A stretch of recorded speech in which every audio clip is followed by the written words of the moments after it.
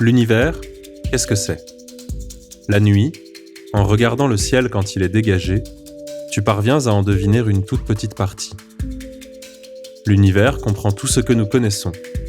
Les galaxies, les étoiles, les planètes, les roches, les gaz et ce que nous ne connaissons pas encore.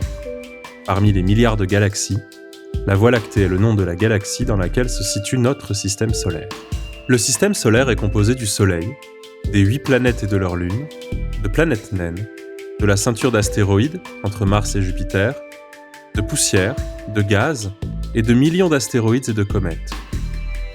Tous ces corps ou objets célestes gravitent autour du Soleil, suivant des orbites elliptiques. Le Soleil est une étoile. Quand tu la regardes, elle te paraît petite et lointaine. C'est parce qu'une grande distance nous sépare du Soleil. 150 millions de kilomètres. Parcourir cette distance correspondrait à faire 3750 fois le tour de la Terre. Le Soleil est une énorme boule de gaz, 100 fois plus grosse que la Terre, qui émet de la lumière et dégage de la chaleur. Près de 6000 degrés Celsius. 6 fois plus que la lave d'un volcan en éruption. Les planètes du système solaire se distinguent en 2 grandes catégories.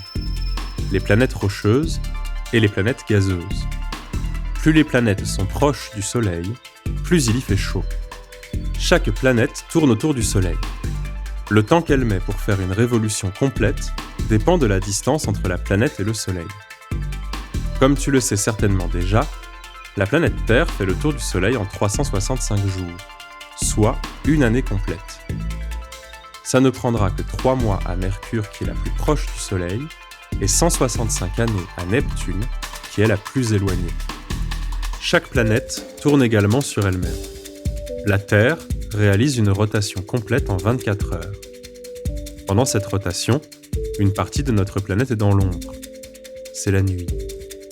L'autre partie est éclairée par le Soleil. C'est le jour. L'axe de la Terre est légèrement incliné par rapport au Soleil.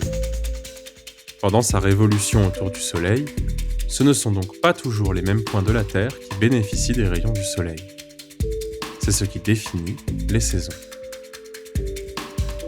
La Terre est accompagnée d'un satellite naturel, la Lune, qui se situe à 400 000 km. Cela représente une distance de 400 fois la France si on la mettait bout à bout. Selon les jours, elle n'a pas la même forme.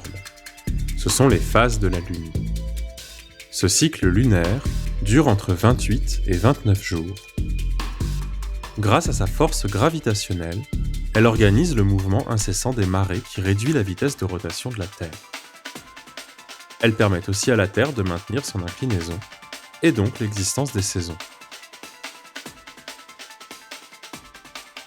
Elle deviendra certainement une base permanente dans les prochaines années, au service de l'exploration spatiale.